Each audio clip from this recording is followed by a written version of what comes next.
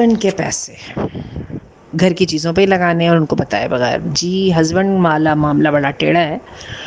उनको ये नहीं पहले कन्विंस किया जाए कि ये चीज़ चाहिए, क्योंकि उनके नज़दीक तो कुछ भी नहीं चाहिए ना, सिवाय वो जो उनको खाना चाहिए होता है उसके अलावा।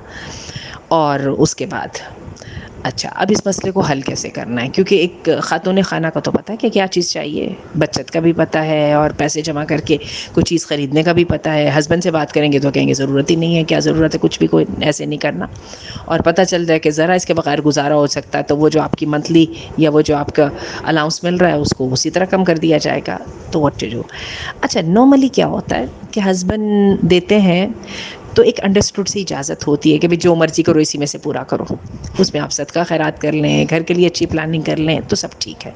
लेकिन if he is specific, problem यहाँ पे आएगी। वैसे ज़्यादातर लोग नहीं होते लेकिन कुछ ना कुछ होते हैं। तो ये ज़हन में रखिएगा कि हस्बैंड का माल आपका नहीं है और उसको वहीं पे खर्च होना है जहाँ पर उनका इजाज़त है, और इसी तरह आपका माल आपके हस्बैंड का नहीं है और इसको वहीं पे खर्च होना है जहाँ पर आप इजाज़त देंगी।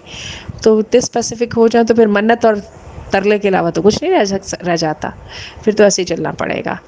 और इल्ला ये कि वो चीज़ घर की बहुत ज़रूरत की हो, यानी जिसके बगैर गुजारा ना हो, फिर आप जो है ना वो कर सकती हैं। लेकिन remember, stay ready to answer to Allah, because he is gonna question.